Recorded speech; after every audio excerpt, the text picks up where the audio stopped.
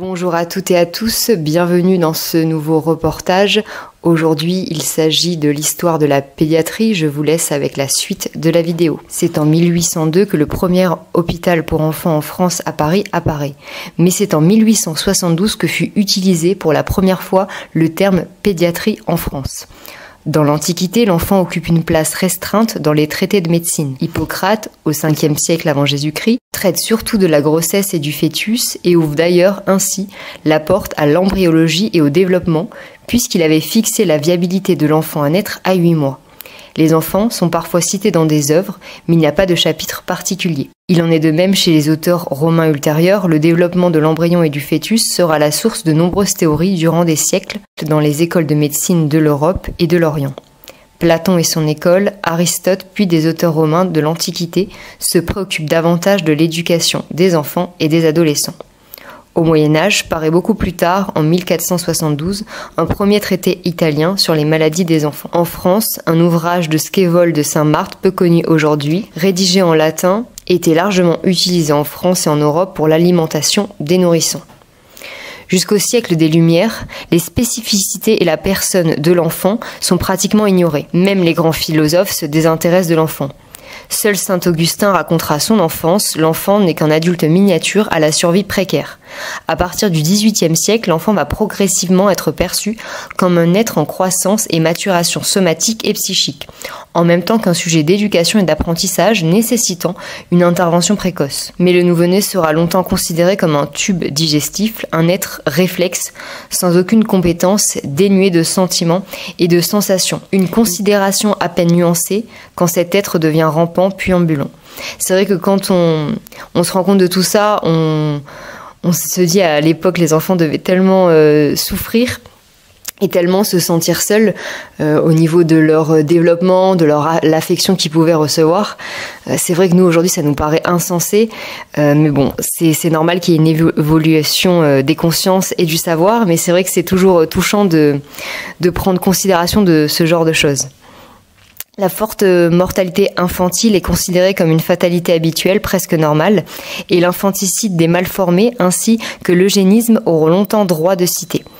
En fait, peu de médecins s'intéressent à la médecine de l'enfant avant les deux grandes guerres mondiales du XXe siècle. Les préoccupations, prises en charge et découvertes en la matière sont en effet récentes et ont suivi l'émergence lente et progressive de la pédiatrie sous l'effet de l'hécatombe des deux grandes guerres mondiales. Des révolutions pastoriennes et freudiennes, de l'hospitalisation et de la naissance de l'obstétrique, le XIXe siècle constitue toutefois l'époque charnière en matière d'hospitalisation des enfants et de promotion d'action et de prévention sociale. Je vais vous donner la définition de la pédiatrie et ensuite je passerai aux dates qui sont très importantes par rapport justement à l'évolution de cette branche. La pédiatrie est une branche spécialisée de la médecine qui étudie le développement neurosensori-moteur et physiologique normal de l'enfant, ainsi que toutes les pathologies de la naissance à la période post-pubère où il devient adulte.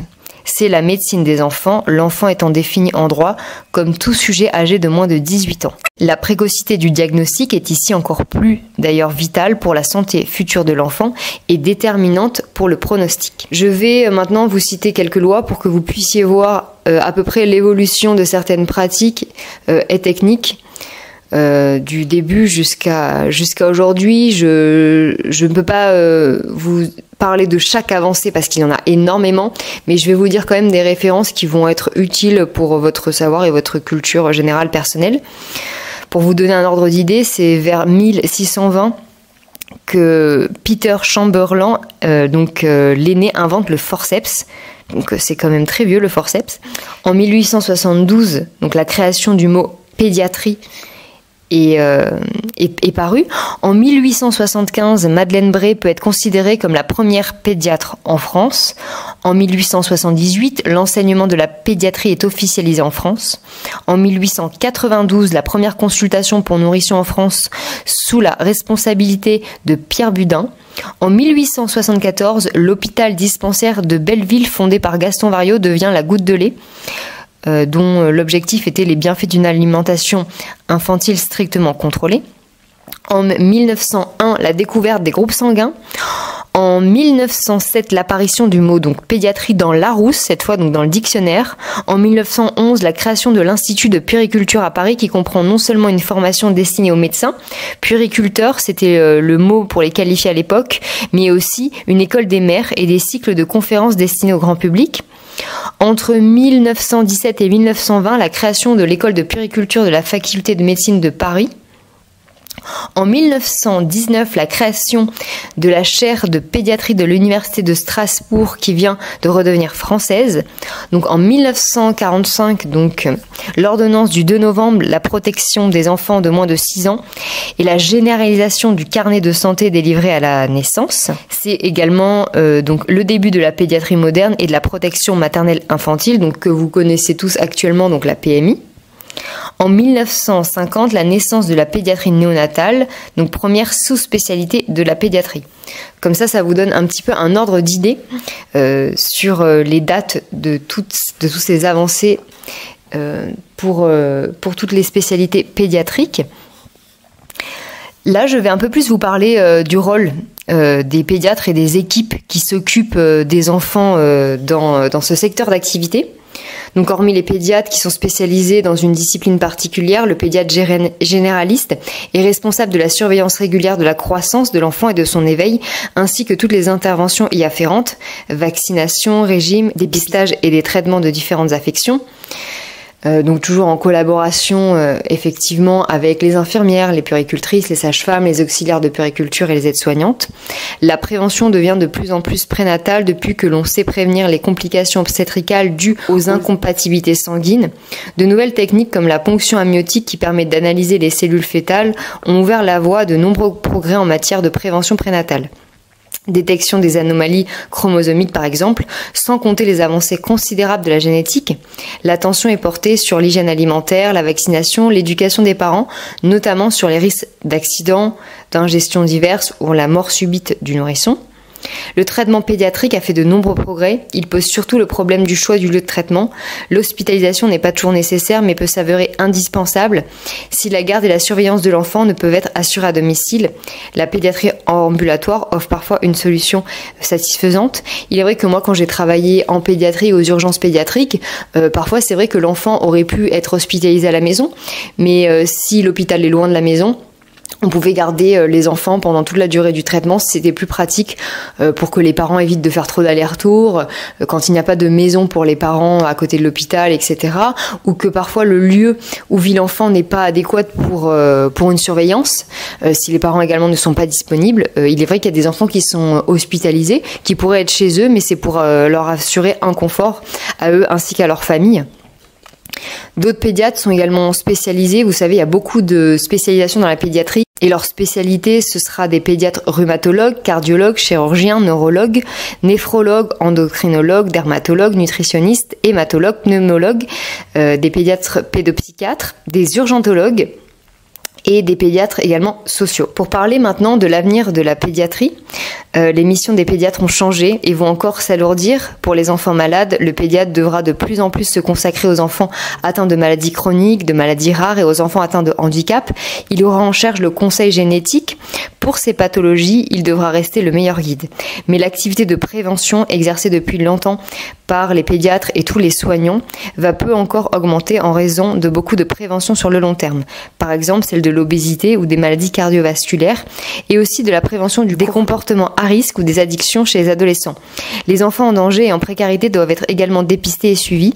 Sur ces exigences, le besoin de la France ont été parfaitement décrits dans le rapport de la Commission Enfance et Adolescence demandé par le Premier ministre en 2015.